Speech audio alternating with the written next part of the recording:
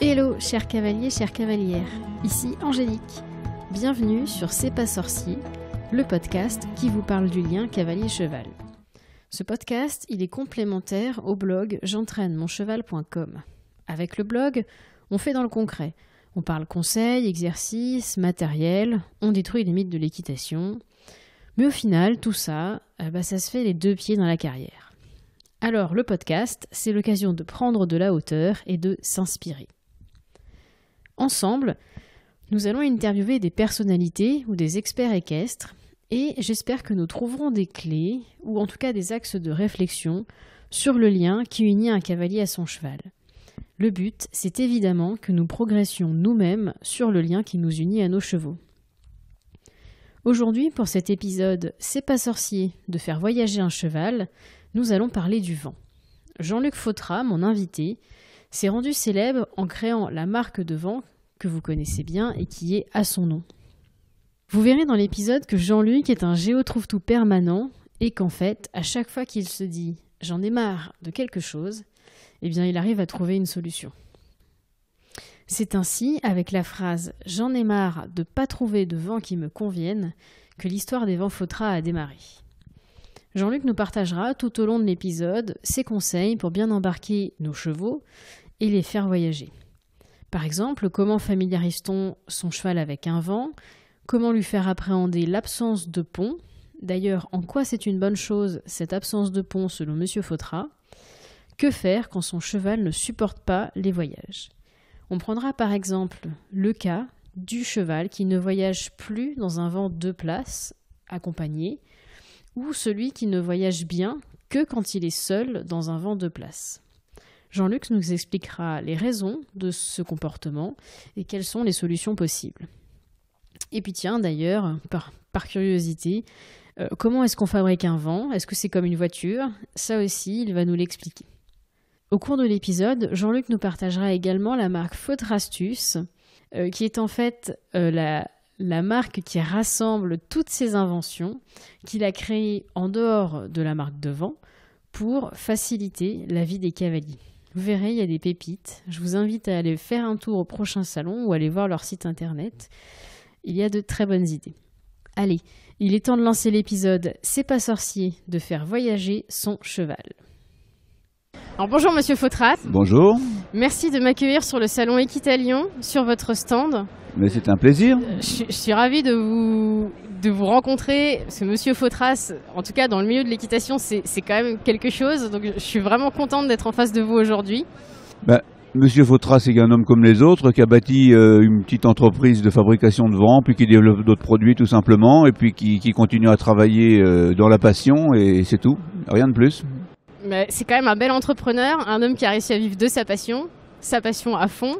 Oui. C'est quand même une belle histoire très inspirante pour de nombreux cavaliers. Oui, puis en plus on a la chance de la transmettre à un fils qui reprend les rênes de l'entreprise de fabrication des vents, donc l'histoire va continuer, j'espère, un moment.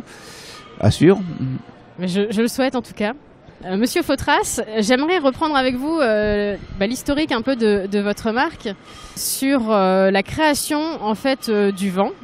Si j'ai bien compris l'histoire, elle remonte à 92 à peu près. Oui. Et c'est le moment où vous avez décidé de vous lancer parce que vous n'aviez pas de vent à votre convenance sur le marché. C'est exact. Pour refaire un historique rapide, je suis issu d'une famille de marchands de chevaux plus que de cavaliers. Mon grand-père vendait des chevaux de trait après la guerre, mon père a poursuivi. Étant né à Saumur, mon père a créé un centre hippique à la sortie de Saumur, le premier club hippique civil de Saumur. J'ai donc baigné tout petit dans les chevaux, le sport équestre, qui à l'époque où j'étais petit, c'était en cours de développement, quoi. Il n'y avait pas l'effervescence qu'il y a actuellement. Ensuite, par le biais des manifestations équestres, j'ai rencontré une personne avec qui je me suis marié, une femme tant qu'à faire, avec qui on a développé, on n'a pas développé, mais on a poursuivi l'entreprise de son père qui était de distribuer des vents de marque anglaise. D'accord. On a développé un réseau commercial, grosso modo, de 81 à 91. En 91, le fabricant anglais a souhaité vendre en direct à tous mes agents, donc on s'est retrouvé un peu sans produits à distribuer. J'étais allé les voir pour leur proposer des innovations, des améliorations dans les vents qui donnaient pas satisfaction à mon goût sur certains aspects. Et comme il y a eu une rupture entre nous, j'ai développé en direct les produits avec les innovations que j'avais en tête. Ça a commencé par faire des portes à l'arrière d'un vent, et puis petit à petit on a développé des choses de détail dans les accessoires, des séparations souples, des barres de sécurité. Attendez, je me permets, je reviens du coup sur les 2 portes à l'arrière, Oui. Qui étaient en rupture à l'époque, j'imagine. Grâce à mon père, j'ai souvent eu l'occasion d'embarquer des chevaux. Comme il était marchand de chevaux, on allait chercher les vents à l'époque avec un vent une place, un essieu, qui permettait d'aller chercher un poulain, un cheval qu'on achetait à droite à gauche. Alors évidemment, on battait la campagne pour aller chercher des animaux. Et j'adorais ça. Et j'avais interdiction d'essayer de monter un cheval avec le pont. Parce que le fait de monter sur un pont, et encore plus sur un vent en essieu, ça crée un mouvement du vent, parce que le cheval mettant le pied sur le pont, ça faisait basculer. Et donc on risquait de faire peur au cheval et qu'il monte plus du tout après. Donc avant de commencer à monter le cheval, on enlevait le pont qui se déboîtait, on le mettait sur le côté, on mettait le vent le long d'un mur et on faisait monter le cheval sans pont, mais la marche était beaucoup plus haute que sur les vents qu'on produit actuellement et on n'est jamais revenu sans le cheval, quoi. Donc ça marchait toujours très bien grâce au fait qu'on n'ait pas de pont, enfin qu'on puisse l'enlever en tout cas. Du coup, quand j'étais amené à faire des vents, à vendre des vents, j'ai toujours été confronté à des gens qui ne pouvaient pas monter leurs chevaux dans les vents. Alors avec un peu d'expérience, quelqu'un qui prend un peu de temps et qui sait s'y prendre va toujours mieux y arriver que quelqu'un qui ne sait pas. Mais quand on a un vent avec un pont, on a quand même un obstacle majeur pour monter les chevaux dans les vents. Alors quand j'ai fait mes premiers vents, j'ai donc fait des vents avec des portes qui en plus canalisent le cheval de chaque côté et donc éliminent ce pont, quoi. Donc à partir de ce moment-là que j'ai communiqué sur le fait que les chevaux montaient sans pont, j'ai eu beaucoup de clients qui me disent si vous montez mon cheval dans le vent avec votre vent, je vous l'achète. Ça a fait un buzz du coup à l'époque où c'était quand même bizarre. Est-ce qu'on vous a pris pour un fou? On m'a pas pris pour un fou. Il y a des gens qui me disaient mais tu vas pas y arriver, personne ne voudra monter un cheval sans pont, etc. J'ai dit oui, mais c'est pourtant comme ça que ça marche le mieux. Donc j'ai suivi mes idées avec certitude et entêtement peut-être, mais enfin j'étais sûr de moi parce que ça marchait 10 fois mieux. Je l'ai vécu toute mon enfance, quoi. Donc j'ai permis à des gens qui montaient pas leurs chevaux dans les vents de monter. Après j'ai fait des expos même en Allemagne avec le temps où j'ai fait des tas de démonstrations chez les gens directement qui avaient acheté des vents qui pouvaient pas les utiliser. J'allais chez eux, 5 minutes après le cheval était dans mon vent. Ça en a bluffé plus d'un, mais en fait c'était pas de la magie, c'était simplement que c'est tellement plus simple de monter un cheval sans pont. Oui, mais c'est parti de l'observation et vous avez réussi à apporter une solution simple. Voilà, et puis en plus le fait d'avoir des portes permettre de fermer une porte derrière un cheval quand il est monté. On monte le deuxième avec une protection. C'est-à-dire quand on monte le deuxième, on est protégé par cette porte des coups de pied éventuels de l'autre cheval, ainsi que le cheval qui monte derrière. Donc on a tous les avantages et on a fait, je sais pas, peut-être 50 000 vents, je ne vais pas calculer exactement, mais ils sont tous faits avec des portes. C'est ce qui fait le succès de la marque. Alors à partir de cet aménagement particulier qui a fait un peu l'image des vents Fautra, on a développé d'autres produits qui ont permis d'améliorer le transport. Je me permets, du coup, en 94, soit 2 ans après, vous avez fait le transport en diagonale, une autre innovation de rupture. Ça vous est venu comment, cette idée? Tout simplement par l'expérience. Alors il y a quand même des chevaux, même s'ils montent dans les vents, qui voyagent très mal et qui se couchent dans les vents, qui s'appuient sur les séparations, qui pédalent, enfin qui sont vraiment intransportables, quoi. Donc on s'aperçoit que ces mêmes chevaux, si on les met tout seuls dans un vent de place par exemple, avec beaucoup d'espace, il n'y a plus de problème. Ah j'ai un cheval comme ça, d'ailleurs, dans mon écurie, exactement. Et le problème va être facile à régler. Il suffit d'utiliser un vent plus large en oblique. On s'apercevait que des chevaux qui ne voyageaient pas en long dans un vent de place voyageaient bien dans les camions. Et donc j'ai cherché à comprendre pourquoi, parce que quand on nous pose le problème sans qu'on y ait réfléchi, et pourquoi un camion, pourquoi en travers, alors est-ce que c'est le fait qu'il ait la croupe en avant, qu'il voyage de côté? J'ai essayé de comprendre tout bêtement pourquoi ça marche, et c'est assez simple en fait. Le cheval, pour se stabiliser dans un voyage, écarte les postérieurs. Comme nous, dans un métro, si on nous attache les mains... on a tendance à écarter les jambes. On écarte les jambes pour se stabiliser. C'est exactement le même phénomène pour le cheval. Le problème, c'est que quand un cheval est dans un vent en long, il a les parois qui sont parallèles à son corps. Dès qu'il écarte les postérieurs, il se retrouve à pédaler sur la paroi qui est d'un côté ou de l'autre. Alors pour peu qu'on mette une séparation rigide jusqu'en bas, c'est une catastrophe. Tous les chevaux se cassent la figure. Du coup, j'ai commencé par faire des séparations souples, parce qu'on s'aperçoit également que dans un vent de place, si on a un cheval qui voyage mal et qui se casse la figure, si on enlève la séparation, qu'on voyage 2 chevaux sans séparation, il n'y a plus de problème. Alors ça étonne beaucoup les utilisateurs, mais c'est une réalité et ça marche vraiment très bien. Alors j'ai même des professionnels qui voyagent systématiquement sans séparation, qui me changent les vents régulièrement, je récupère des séparations neuves, ils les ont jamais utilisées. Et ils mettent des chevaux qu'ils connaissent pas, qui vont chercher un peu partout et ça marche vraiment très bien. Le problème, c'est que commercialement, si on propose aux gens de mettre un vent sans séparation pour mettre 2 chevaux, on va jamais les vendre. C'est clair que ça va poser un problème commercial. Il y a une barrière psychologique, je pense. Voilà. Oui. Après expérience de chevaux qui voyagent bien en camion, j'ai fait un vent plus large pour mettre les chevaux en travers. Et le travers est trop large parce qu'on se retrouve avec des remorques beaucoup trop larges, donc on a fait un compromis. Donc un vent un peu plus large qu'un vent en long, avec un biais, alors on a fait des vents 2 mètres de large, mais qui dit 2 mètres dit vent très large, caisse très large et encombrement important pour la voiture. Et puis on s'aperçoit que 1,80 m, bon j'ai fait des essais un peu dans toutes les positions, les largeurs, etc. Et c'est la véritable manière d'améliorer les choses, c'est les essais, parce que la théorie c'est une chose, la pratique c'en est une autre. Il y a beaucoup de gens qui viennent chez nous pour nous expliquer avec de la théorie, sans avoir aucune expérience. Alors ça marche pas. Quand on me dit qu'un cheval monte pas sans pont, c'est que les gens n'ont pas essayé, quoi. Et bon, on a été confronté à beaucoup de cas dans ce genre, mais donc pour en revenir à l'oblique, j'ai fait des vents plus larges et puis on s'aperçoit que le cheval peut écarter les postérieurs beaucoup plus facilement puisqu'il n'a plus une paroi contre lui directement. Et il suffit simplement qu'il ait assez de longueur et un peu de biais pour écarter les postérieurs. Et là, il est heureux, il voyage très très bien. Voilà, il peut écarter, il peut se stabiliser, il voyage bien et le vent n'est pas trop encombrant. Ce qui fait qu'on a dans notre gamme le modèle qu'on appelle oblique qui peut se décliner en 2 places, 3 places ou 4 places, qui est le vent le plus pratique qui existe sur le marché, pour faire le même ailleurs, mais ce concept-là est le meilleur. Les chevaux voyagent tête à gauche en avant, on manipule toujours un cheval du côté gauche de base, c'est pas nouveau ça. Et le fait qu'il voyage tête à gauche permet qu'on soit toujours à gauche du cheval pour le monter, on peut le tourner dans le vent, on peut le sortir par l'avant, avec des séparations souples qui ne bloquent pas les chevaux. Enfin, on a tous les ingrédients pour améliorer et l'embarquement, et le transport et le débarquement également. Je note qu'après, vous avez fait dans vos vents ce que vous appelez le plancher progressif. Oui. Du coup, est-ce que vous pouvez nous donner des détails? Si j'ai bien compris, c'est un petit peu plus bas au niveau des postérieurs, c'est ça? Oui, c'est ça. À l'origine, j'ai fait des vents sans pont. Bon, pour l'embarquement, il n'y a pas de souci. Après, il s'agit du débarquement. Alors, on peut sortir le cheval par devant, mais personnellement, je les sors plus par l'arrière quand j'utilise un vent en long, style Provence, quoi. Et pour reculer les chevaux qui sont pas habitués, on se retrouve avec une marche qui fait trentaine de centimètres, 30-40 centimètres. Donc on a eu l'idée au départ de faire un pont coulissant. C'était pas une invention extraordinaire puisque ça avait déjà été pratiqué dans certaines bétaillères.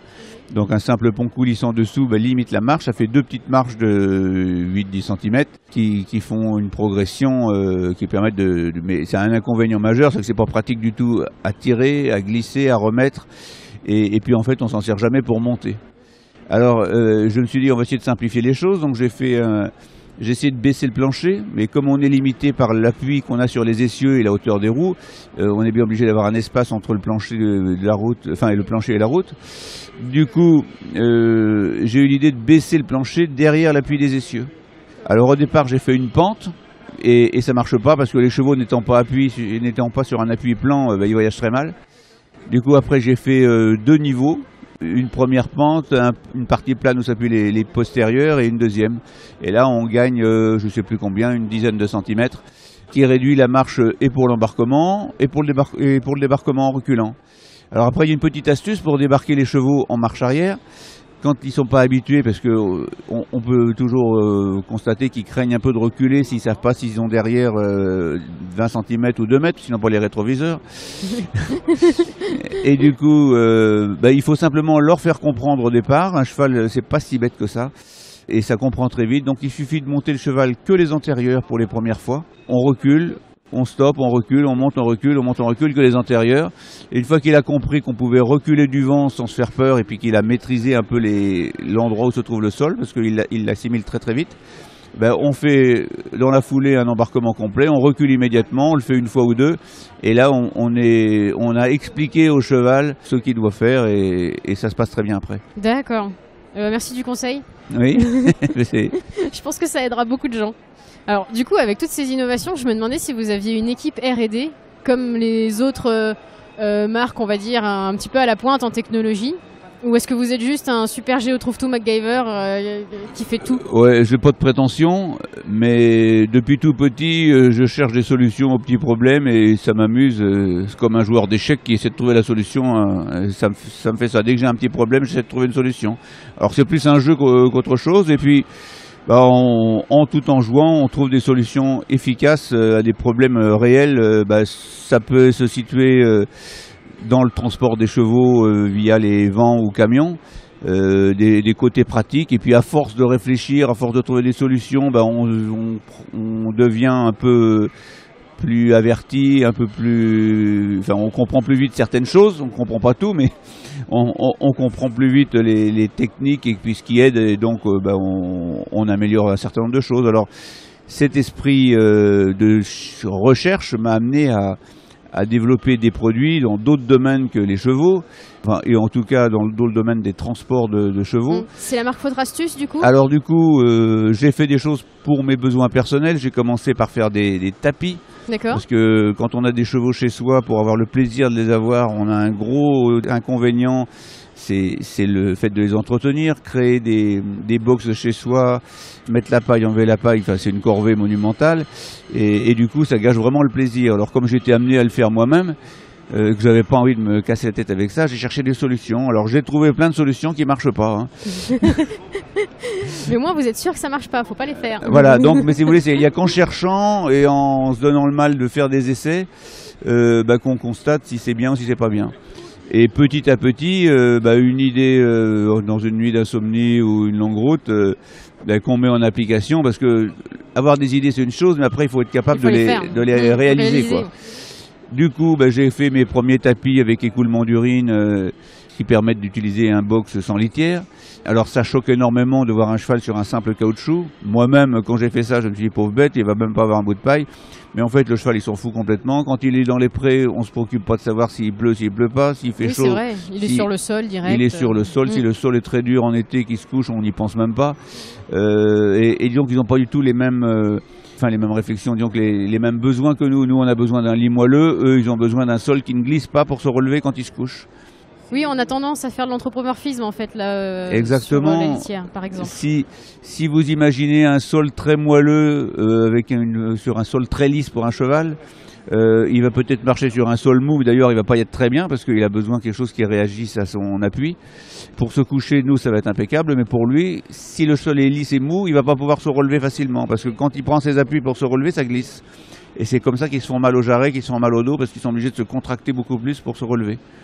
Alors que si le sol accroche, dans du sable par exemple, ou sur un sol naturel, le cheval se relève sans difficulté. Et il faut qu'on arrive à reconstituer cet aspect dans les box. Alors ça part de tapis antidérapants. Alors à partir du moment où on a du caoutchouc, déjà on améliore l'accroche. Et si on ajoute à cette matière des formes un peu onduleuses, enfin un peu bosselées du moins, on améliore encore l'accroche, parce que le fer va toujours s'accrocher plus facilement sur un sol bosselé. Du coup, les bosses qu'on utilise pour l'écoulement font en même temps de créer une aide pour que le cheval se lève. Donc on arrive à répondre à plusieurs besoins dans le même produit. Et là donc on a un confort d'isolation du froid avec mes tapis, on a un écoulement d'urine, le cheval n'a jamais les pieds dans l'urine. Oui, je comprends. Vous partez vraiment du besoin en fait, et puis vous arrivez à proposer une solution. À chaque fois, c'est votre façon de penser et de créer vos produits. Voilà, il faut commencer par savoir quel est le problème et comment on peut le résoudre. Et puis souvent, on trouve d'autres solutions. Enfin, on résout d'autres problèmes avec une même solution. Enfin, c'est l'idéal en fait. Hein. Et c'est ce que j'ai réussi à faire dans un certain nombre de produits. Donc pour Fautre Astuce, du coup, c'est une marque qui est beaucoup plus récente, qui date de 2012, je crois. Vous l'avez créée en 2012, il me semble. Oui, c'est possible, je n'ai pas la date en tête. Si vous voulez, on n'a pas fait une marque par rapport à un souhait de développement de marque. J'avais déjà développé des produits pour mon usage personnel, mais un seul produit à proposer, bon, c'est ni rentable ni très intéressant.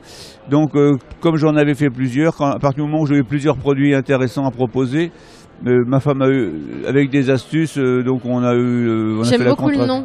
Oui, Fautra Astuce, ça tombait bien. C'est une idée de ma femme, celle-là, faut pas lui enlever sa participation. Oui, mais c'est un nom hyper intéressant et qui parle vraiment beaucoup. Oui, mais donc les gens aiment bien me le dire et on m'appelle Monsieur Fautre Astuce souvent. et c'est rigolo. Après, j'ai retrouve tout Fautre Astuce maintenant, attention. Et j'aime beaucoup parce que votre slogan, c'est la facilité en plus. Et j'ai vraiment l'impression que c'est ce que vous avez eu envie de créer avec cette gamme. Alors, je partage aux auditeurs, mais vous avez créé par exemple du matériel équestre avec des obstacles. Oui. Les fiches astuces, pour le même nom, des barres qui sont plus légères en alu. Voilà, oui, bon, ça c'est d'autres produits que j'utilise à titre personnel, puisque ça part toujours d'un besoin personnel, enfin ou souvent, ou d'une remarque. J'avais besoin de me faire des barres, et puis ce qu'on trouve dans le commerce, c'est pas du tout pratique. Les barres en bois sont lourdes, elles se cassent. Et puis j'ai eu l'idée un jour de faire des barres en aluminium, alors j'ai fait faire une filière spéciale. Et pour que les barres soient solides, il faut qu'elles soient orthogonales. Si on les fait en tube rond, elles sont beaucoup plus fragiles, elles résistent moins aux impacts. Du coup, et alors ça a un autre intérêt, c'est que le fait d'avoir des rainures sanctionne un peu le cheval sans risquer de le blesser, puisque les barres sont pas du tout agressives en termes de coupure. Mais comme elles sont plus raides, quand le cheval les touche, ça lui est plus désagréable sans pour autant le blesser, et ça crée un peu plus de respect. Les gens qui croient que le fait qu'elles soient orthogonales vont être plus dangereuses que les barres rondes se trompent, parce que en fait c'est le poids qui fait le danger. Si une barre fait 5 kg, si elle en fait 15, c'est pas pareil. Quand le cheval tape dans une barre de 15 kg, l'inertie créée par le poids peut créer un hématome dans les genoux, voire une fracture, enfin pour des chocs très violents. Alors que des barres en aluminium sur un impact équivalent, comme elles sont légères, elles se dégagent plus facilement et ne créent pas du tout de blessures.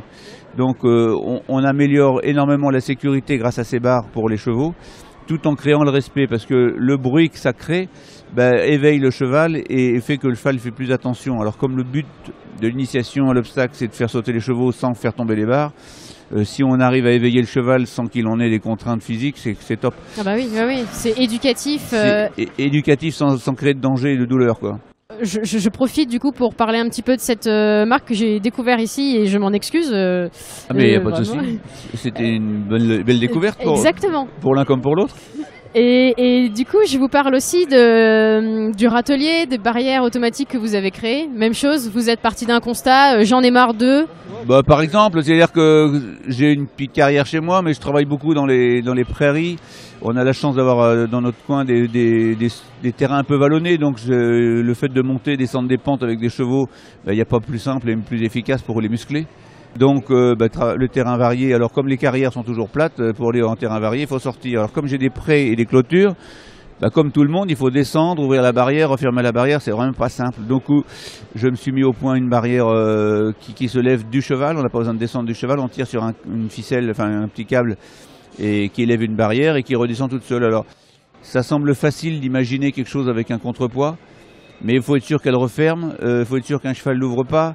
Il y a quand même des contraintes qui se créent quand on veut quand on met au point ce produit. Alors j'ai mis assez longtemps à faire le produit qui marche très bien et là je l'ai réalisé. On n'en fait pas une grosse promotion parce que c'est pas une demande que tout le monde a, mais ceux qui en ont en sont ravis, enfin moi le premier, puisqu'on peut traverser d'un pré à l'autre avec des chevaux qui sont efficacement enfermés. On n'a pas besoin de descendre, on ouvre une barrière et elle se referme toute seule, tout doucement. Alors c'est aussi valable pour les carrières les carrières de travail, où on peut préserver la sécurité d'une carrière doit toujours être fermée. Et personne ne le fait. Et si on le fait, c'est avec une chaîne ou une barre, c'est vraiment contraignant et personne ne le fait non plus parce que c'est trop compliqué. Mon système de fermeture, c'est ce que j'ai chez moi. Je travaille beaucoup de jeunes chevaux, je dresse mes poulains, etc. On n'est pas à l'abri d'un cheval qui nous échappe ou une chute et que le cheval s'en aille. La barrière est toujours fermée, mais c'est tellement simple à ouvrir et comme ça se ferme tout seul, qu'on Oui, on a cette c'est sécurité. vraiment de la sécurité, parce que c'est ce qu'on reproche souvent aux EPI, je me permets de vous couper, par exemple sur les gants, sur les lunettes, c'est que finalement c'est tellement contraignant que personne ne les met. Oui. Et du coup, là, comme vous avez créé le côté facile, eh ben, c'est facile d'être en sécurité. Voilà, oui, c'est la priorité. Si c'est compliqué, on le fait pas. Donc moi-même qui suis pas adepte du travail inutile ou difficile, là on est obligé d'ouvrir pour rentrer, mais on le fait tellement simplement qu'on n'a même pas besoin de fermer, ça se referme tout seul. Et vous parliez du temps, du coup, que vous avez fait plusieurs protos et que ça vous a mis du temps. En moyenne, quand vous avez une idée, vous arrivez à la concrétiser en combien de temps? Alors je parle pour Fiche Astuce, mais je parle aussi pour les vents. On va revenir après sur toutes les innovations que vous avez continué à faire sur les vents. De l'idée au prototype à la réalisation, ça peut aller très très vite parce que on est pris par l'enthousiasme et la volonté d'aboutir à l'idée qui semble formidable. Puis quand on a fini de la réaliser, on s'aperçoit qu'il y a des choses qui vont pas. Alors ça prend. Oui, il y a plusieurs itérations, j'imagine. Il y a énormément de modifications et d'améliorations qui se créent et ça peut prendre des années. Pour la barrière, par exemple, vous avez mis combien de temps? Par rapport entre la première et ce que j'ai fait aujourd'hui qui marche hyper bien, qui est beaucoup plus simple, 2 ou 3 ans. Mais si vous voulez, on n'y travaille pas pendant 2 ou 3 ans. On fait un produit. Mais c'est comme de l'innovation, c'est par période. Voilà, on fait un produit qui marche pas mal. Et puis on s'aperçoit un jour que tiens, si on faisait comme ça marcherait peut-être mieux. Alors on essaye autre chose et puis après on revient et on repart. Et entre le produit imaginé et le produit réalisé, ça peut être plusieurs années. Oui, je comprends. Comme une innovation classique. Voilà, et donc en ce moment je travaille sur des fiches pour porter les barres. Ça fait 4 ou 5 ans que j'ai fait mes premières fiches avec des idées nouvelles qui marchent pas mal puisque je les ai toujours chez moi. Et puis au fur et à mesure, je m'aperçois que pour les fabriquer, c'est pas si simple. Il y a des inconvénients de telle manière. Donc là, je suis encore en train de les développer. Amélioration continue. Voilà, tout le temps. On est toujours en train d'améliorer un produit. C'est jamais fini chez vous? Non, on est en permanence en train d'améliorer, de chercher et de trouver ou pas. Alors, du coup, avec toutes ces idées que vous avez, est-ce que vous avez par exemple un designer qui vous aide ou c'est aussi vous qui concevez, qui dessinez tout Oui, c'est moi qui le fais. Le problème, c'est que je sais rien faire. C'est-à-dire, je n'ai jamais appris à dessiner, je n'ai jamais appris à souder, je n'ai jamais appris à faire de la résine. Alors c'est vraiment des brouillons de tout ce que je fais personnellement, mais les dessins sont assez explicites pour permettre à quelqu'un qui est un ingénieur ou un designer de les mettre en application. Et donc je fais des crobards entre guillemets, quoi. Mais bon, je suis capable de dessiner n'importe quoi de manière brouillon, mais assez clairement pour que le spécialiste... L'équipe après prenne le relais. Alors je reviens sur les vents parce que du coup ça m'intéresse. J'ai jamais eu d'expert en vent en face de moi. Est-ce qu'un vent, entre guillemets, c'est la même conception qu'une voiture? C'est-à-dire, est-ce que c'est aussi des chaînes d'assemblage qui sont proches des chaînes de voitures? Comment ça se fabrique? On ne va pas se comparer aux voitures puisque les voitures sont très très automatisées. Tout est une question de volume.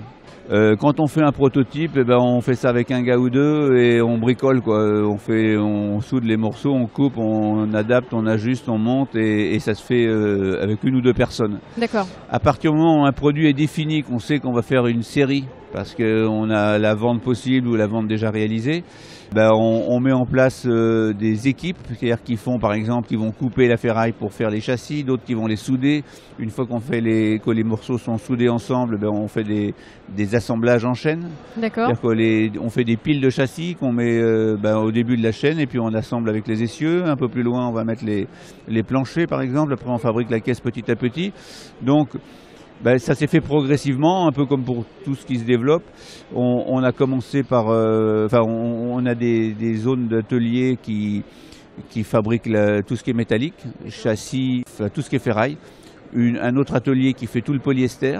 Alors il a fallu faire des moules. Au départ, on a fait les moules nous-mêmes. Après, on les sous-traite. Les moules moules de polyester. Pour faire les pièces de polyester. Des coques, en gros, Voilà, pour faire les toits, pour faire des formes de coques complètes, des remorques complètes. Ça ressemble à quoi un moule? C'est comme un moule à gaufres? Ou ça n'a pas du tout cette forme-là dans le concept? Si vous voulez, le moule, c'est la forme de la remorque. Alors supposons qu'on fasse un toit devant. Pour fabriquer un moule, il faut faire un faux toit, c'est-à-dire on fait un toit dans des matières qu'on peut travailler. Ça peut être aussi bien du plâtre que de la mousse, que du bois, que n'importe quelle matière qui est sous. Maintenant, c'est plutôt de la mousse, des mousses rigides, un peu polystyrène. Ça ressemble à ça. On travaille la forme, c'est-à-dire qu'on la sculpte comme on sculpterait une statue. Une fois que la pièce est définie dans sa forme, on améliore l'aspect par des ponçages. On enduit dessus des résines qui donnent un aspect lisse, enfin l'aspect qu'on souhaite avoir en forme définitive.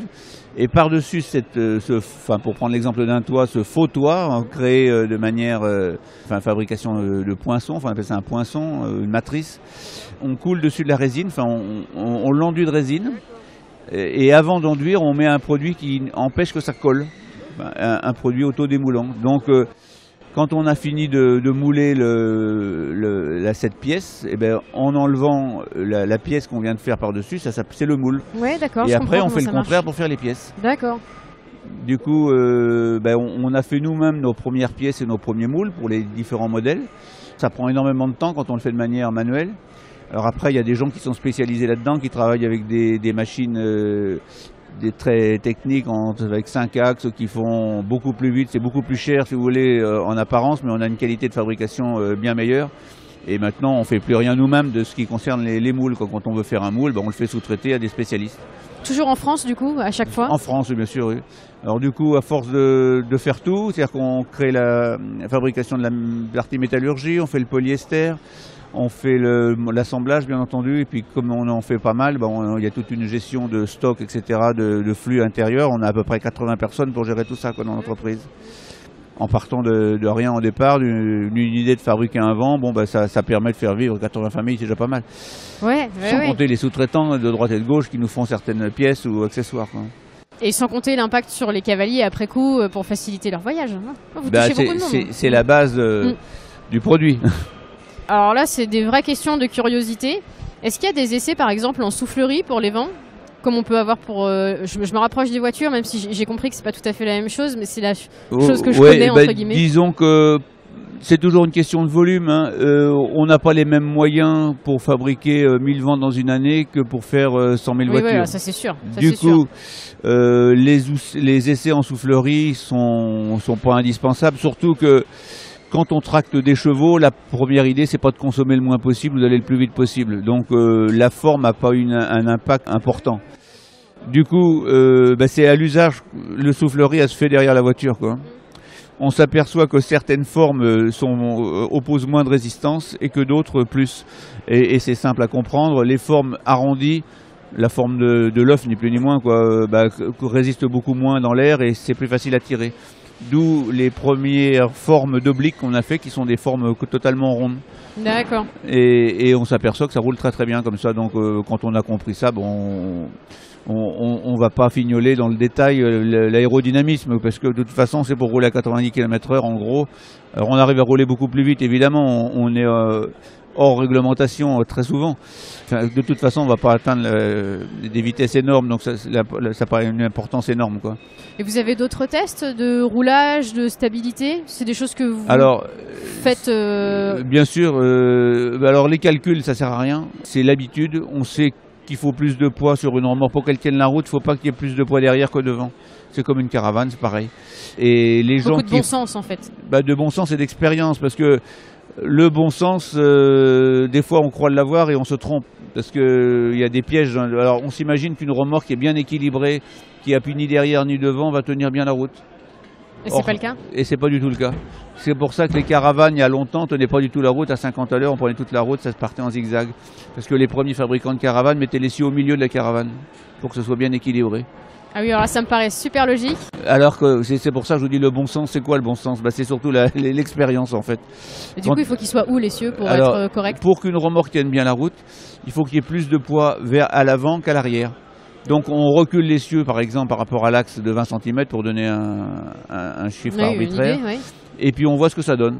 Et puis on essaye encore un peu plus, un peu moins. Puis, alors si on met l'essieu complètement à l'arrière, on se dit que ça va bien tenir la route. Le problème, c'est qu'on rajoute beaucoup de poids devant sur la boule, sur l'arrière de la voiture, et c'est la voiture qui tient plus la route à ce moment-là. Alors c'est toujours des problèmes de compromis. Donc c'est le juste milieu. Voilà, okay. Il faut trouver le bon compromis. Regardez une semi-remorque, elle a toujours l'essieu à l'arrière, les essieux à l'arrière. Et le point d'appui, il est complètement à l'avant de la semi-remorque sur un camion, mais qui est prévu pour porter 20 tonnes. Oui, effectivement, ils ont Tandis une forme spéciale. Oui. Le problème de la voiture, du lambda, c'est que il y a une petite boule à l'arrière et qu'il ne faut pas qu'il y ait trop de poids dessus. Il faut qu'il y en ait assez pour que la remorque tienne la route, mais pas trop pour que la voiture ne soit pas déséquilibrée. Alors c'est que l'expérience. Après, il y a l'écartement des essieux qui a une influence aussi. Donc quand on en a fait un modèle, on sait qu'en faisant le deuxième, on va s'inspirer du premier, et puis, etc. S'il est plus grand, on fait des compromis. Oui, on essaye toujours. Ok. J'aime beaucoup parce que on sent que c'est par itération, par test, par recherche que vous en êtes arrivé là. Il n'y a pas de secret. Hein. Le secret, c'est de faire quelque chose, de voir si ça marche, et puis quand ça marche, on y va, quoi. Alors, entretien du vent, qu'est-ce que vous préconisez, vous? Moins on a de choses à faire, mieux c'est. En ce qui concerne nos vents et la plupart des vents des collègues, on a des produits qui sont inaltérables. Alors certains utilisent des planchers en aluminium, d'autres des planchers en plastique comme moi. Ça fait 25 ans qu'on met des planchers en plastique, on n'a jamais changé, c'est vraiment idéal. Il y a moins de résonance quand un cheval tape sur un morceau de plastique que sur un plancher en aluminium. Donc sur le plan du son, c'est plutôt mieux. Sur le plan du vieillissement, c'est très bien. Dans les deux cas, ça marche. Alors ce qui est important, c'est d'avoir des sols qui ne pourrissent pas, qu'un cheval ne passe pas à travers un jour. Et c'est arrivé énormément de fois. Tous les gens qui ont voulu faire des planchers en bois par rapport à un souci d'économie, l'ont payé un jour, quoi. Donc parce qu'il y a toujours un accident qui arrive tôt ou tard. Hein. Oui, à moins d'être vraiment vigilant et de regarder tout le temps. Oui, mais même parce que l'affaiblissement de la planche de bois se fait pas forcément en surface. Ça se fait des fois par le milieu, on s'en aperçoit pas quand on regarde. C'est là le piège. Alors, un cheval qui appuie de 500 kg d'un seul coup, si la matière s'est un peu délitée à l'intérieur sans qu'on s'en aperçoive, c'est très très dangereux. Du coup, il vaut mieux utiliser des matières incassables, quoi, comme on utilise depuis longtemps. Et ça a toujours été ma hantise. Ouais. Oui, voir un cheval qui pédale sous le vent. C'est la préoccupation principale des cavaliers. En termes d'entretien, après, mais plus mécanique, on va dire, qu'est-ce que vous conseillez sur les pneus, sur le graissage, mais plus l'aspect si vous voulez, mécanique. dans les parties mécaniques, il y a 2 essieux et un attelage. Alors, ce sont les parties qui s'usent en roulant. Les essieux, il y a des roulements et il y a des freins qu'il faut faire contrôler de temps en temps, mais comme on roule pas autant qu'avec une voiture, on peut faire 5 ou 10 000 km sans trop se préoccuper de l'usure des freins. Ce qui est important, c'est d'avoir des freins bien réglés, c'est-à-dire il y a une tringle qui relie les essieux à l'attelage, qu'il faut toujours avoir bien tendu, de manière à ce que quand on freine avec la voiture, la réaction sur les freins soit immédiate. Si c'est pas le cas, on abîme l'amortisseur de l'attelage et on s'aperçoit qu'on a des secousses quand on freine et quand on retire. Donc ça vient du fait que les freins sont pas réglés et comme personne s'en préoccupe ou peu de gens, on roule un peu, on use un peu les freins, ça allonge un peu les courses de freinage et puis petit à petit, si on retend pas, on abîme les amortisseurs d'attelage, ça prend du jeu et tout s'abîme. Donc il faut faire vraiment attention aux tringleries surtout. Après les graissages, il y a un peu de graissage à mettre dans l'attelage, mais c'est pas le plus important. C'est surtout l'attention des câbles. Qui c'est qui peut faire ça? N'importe quel constructeur automobile peut le faire ou c'est plutôt des spécialistes des remorques? Les deux? Il y en a qui s'intitulent spécialistes, mais c'est tellement simple à faire. N'importe quel particulier peut défaire un boulon et le retourner, et le resserrer. D'accord. C'est aussi simple que ça. C'est très très simple à faire, la tension de la tringlerie. Mais après, si on sait vraiment rien faire de tout ça, on peut aller voir un garage quelconque. Et puis, ils le font. En général, ils sont tous aptes à faire ça. Puis au pire, on nous passe un coup de fil, on explique au garage ce qu'il y a à contrôler, puis voilà, quoi. D'accord. Question sur le marché de l'occasion. Est-ce que vous faites des reprises, par exemple? Oui, on fait énormément de reprises. D'ailleurs, je peux venir avec mon vent Fautra? Oh, n'importe quelle marque. Si vous voulez, nous, on a intérêt, compte tenu du nombre de personnes qu'on fait travailler, à vendre beaucoup. Il faut qu'on vende au moins de vents qu'on est capable de fabriquer, et ça passe par également. Si on avait tellement de demandes sans reprise pour pas s'embêter avec ça, on dirait qu'on fait pas de reprise, mais ça fait partie des obligations. Puis il s'avère que les vents d'occasion sont également beaucoup demandés. Donc faire une reprise pour nous, c'est pas un problème. Le tout, c'est qu'elle soit reprise à son juste prix. Après, on les passe toujours en atelier pour réviser tout ce qui est frein, plancher, tout ce qui constitue les points de sécurité ou de carrosserie générale. On les remet en état et on les revend avec une garantie. Il y a un Argus pour les vents ou pas du tout? Non, il n'y a rien d'officiel. Nous, on a fait un argus en interne pour constater une décote, quoi. Bon, c'est normal qu'un vent d'occasion coûte moins cher qu'un neuf, donc plus le temps passe, plus ça décote, mais il s'avère que compte tenu qu'il n'y a pas de mécanique très importante, il n'y a pas de moteur, c'est assez simpliste la mécanique d'un vent. S'il est en bon état, même s'il a 10 ans, il vaut encore beaucoup d'argent par rapport à une voiture qui ne vaudrait plus rien par rapport à son point de départ. Du moteur, comme il n'y a pas de moteur encore ouais, dans puis un même vent. les voitures ont une décote beaucoup plus grosse, qu'il y a toujours des nouveaux modèles, il y a une évolution beaucoup plus grande dans les voitures. Alors même s'il y a des choses qui évoluent dans les vents, les modèles de 10 ans avant restent toujours très fonctionnels et se revendent très très bien. Ça marche. Je reviens sur les innovations. Est-ce que vous avez des choses en ce moment dans les tuyaux qui sont encore secrètes et que vous allez dévoiler bientôt? J'ai rien de secret, surtout que dès que j'ai une idée, je la divulgue très vite. Parce que je suis toujours excité par ce qui me passe par les choses que j'ai imaginées, que je veux vite réaliser pour voir ce que ça donne et que je veux vite mettre sur le marché parce que je suis tout content de ma nouvelle idée. Alors, dans les produits qui sont en préparation, il y en a un qui est retenu pour le salon de cheval pour les innovations que j'ai proposées. Il est même pas encore réalisé. Alors j'ai intérêt à me faire vite parce que c'est dans 15 jours, 3 semaines. Salon du cheval de Paris, du coup? Oui. Ok. Alors du coup, c'est un sacré challenge, ça. Oui, surtout que je dois aller, aujourd'hui je suis à Lyon, demain je suis à Vérone et après je reviens, il va falloir que je m'occupe de ça à fond. Alors ça consiste en un produit qui aide énormément au débourrage des chevaux. En fait, j'ai créé un mannequin qui peut s'adapter sur toute taille de cheval, qui n'a pas la forme d'un homme, mais s'il y a une partie haute, une partie basse, qui peut se remplir d'eau, qui se fixe solidement comme une selle sur un cheval, et qui permet de mettre sur un poulain, enfin un cheval qu'on débourre, un faux homme, quoi, qui aurait un certain poids et un certain volume. Ce qui fait qu'en travaillant ce cheval, soit dans un rond, soit aux longues graines, moi je travaille beaucoup aux longues graines mes poulains, donc ça contribue à les dresser, à les soumettre tout en douceur. Et tout le secret est là. Qu'est-ce que c'est un cheval débourré? C'est un cheval qui accepte en confiance d'avoir quelqu'un sur son dos. Et tout le secret, c'est de ne pas leur faire peur quand on les initie et de ne pas aller trop vite. Alors on peut aller très vite à condition de suivre une progression très, très réfléchie et que le cheval ne prenne jamais peur. Alors on peut débourrer un cheval dans la journée, comme en une semaine, mais bon. Et avec l'outil que je mets en place, que j'en ai débourré énormément, et je le fais toujours, j'ai 61 ans, je débourre mes chevaux tout seul, n'importe lequel, vous me le donnez, demain je suis dessus, quoi. Parce que j'ai des outils qui marchent très très bien, qui permettent de mettre les chevaux en confiance et de ne pas prendre de risques. Alors ce que je propose, là, c'est un mannequin qui permet de mettre le cheval en confiance, en toute sécurité pour le cavalier. Le nom de ce produit? J'ai pas donné de nom encore. Okay. On va l'appeler mannequin de débourrage parce que c'est sa fonction, mais le nom je n'en ai pas donné encore. Oui, parce que maintenant que vous avez fait des jeux de mots comme fautre astuce, fautre fiche, voilà, faut trouver un nom. Là, faudra peut-être m'aider, je sais pas. Je compte sur vous.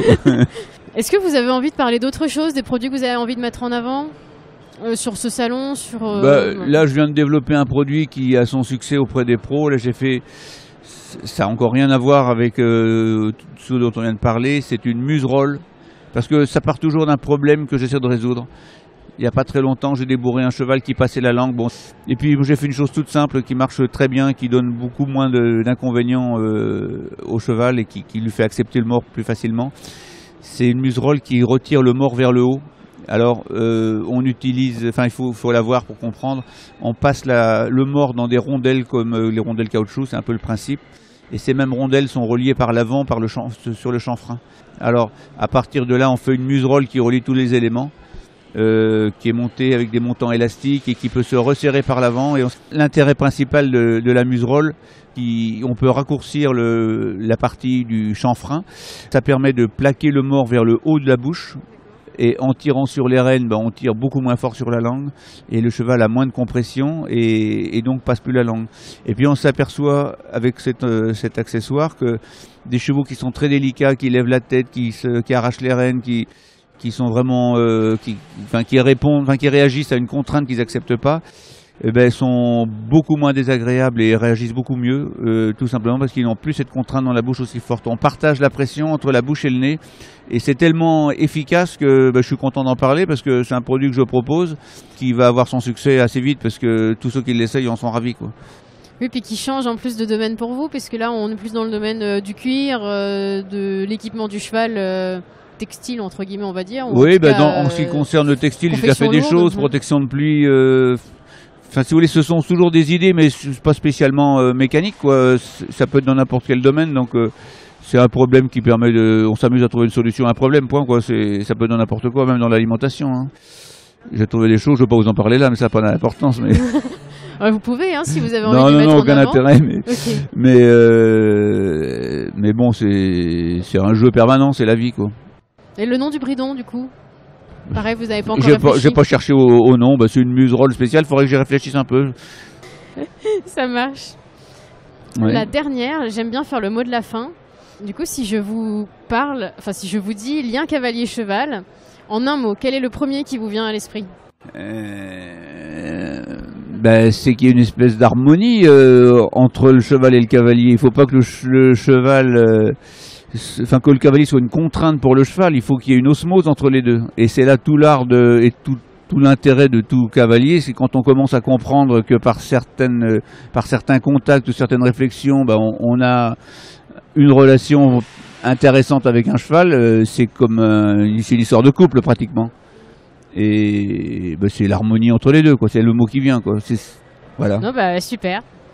Un dernier conseil avant de partir sur l'embarquement? Sur l'embarquement, acheter un bon Fautra, tout simplement. Je pense que c'est le mot de la fin, c'est parfait. Merci beaucoup, monsieur Fautra. Avec plaisir. Hello à nouveau. C'est la fin de cet épisode C'est pas sorcier de faire voyager son cheval.